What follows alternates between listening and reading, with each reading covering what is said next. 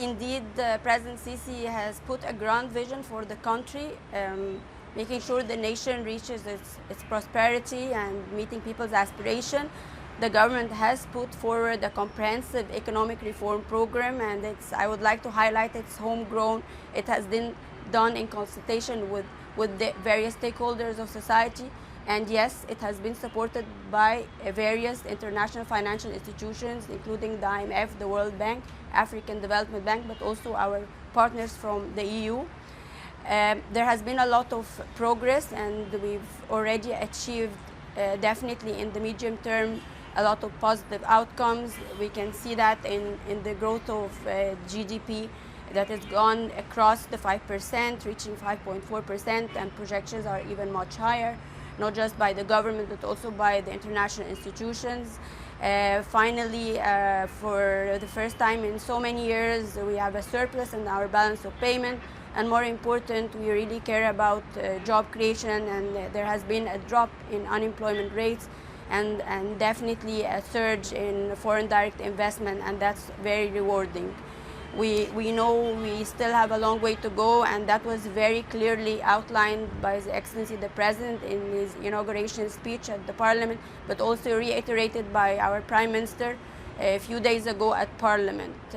We have a new program starting this new term Minister, for the President, an ambitious program. Minister, I'm glad you brought up... We are committed to move forward to...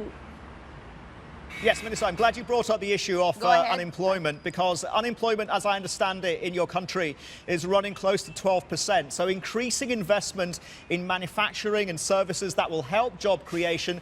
Just tell us, please, what's being done to attract more FDI to those areas.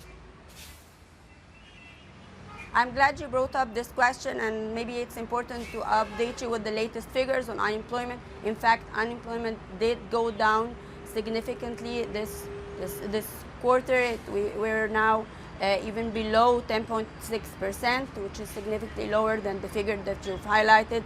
And this is based and a result of the increase in private sector, the increase in investment, and also the various public sector infrastructure projects that are currently taking place. Our main objective of the program is to improve the standard of living of people, and that would only be achieved and happen through the job creation. And unemployment, this figure that is much lower than before, is we're targeting youth, we're targeting women, because they are the ones who suffered more from the unemployment rates. So we're putting forward also a support package for small and medium enterprises.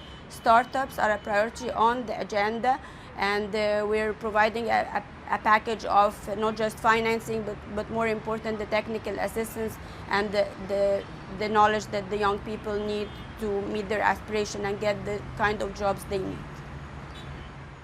Dr. Nasr, there has been a lot of progress, as you mentioned, over the last couple of years in particular, but obviously you're the Minister of Investment and International Cooperation, and we talk a lot on this program to folks who are invested in the Middle East. They're coming not just from the region, obviously, but they're coming from the West, they're coming from Asia.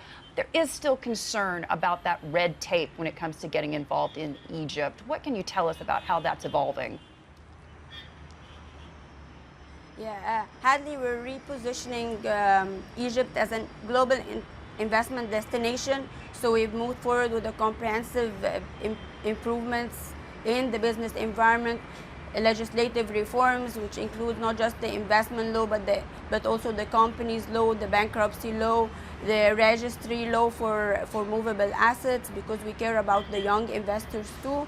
And we've removed a lot of red tape, so we've moved on several fronts, legislative reforms, but also the automation of the whole system, cutting red tape, reducing significantly the number of steps, and also the time it takes to license, to register, and to establish a company. And we're also providing all the required support to make sure not just the establishment process, but the actual operation of these companies. And numbers have reflected that. So numbers, the rating agencies, and also where Egypt stands in terms of doing business, but also in the number of companies, new companies established. The expansions of the existing companies have more than doubled just this last year, and also overall private investment has increased by 47%. So that all gives me a lot of optimism and hope that we will see more private sector participation and definitely less and less red tape. It's work in progress. We continue to do that on a regular basis, bringing in the best international best practices, but also moving to a digital economy. Hey everybody, it's Hadley Gamble from our new CNBC Middle East Bureau in Abu Dhabi. Thanks for stopping by. Now to watch more, you can try one of the videos that just popped up on your screen. And don't forget to subscribe.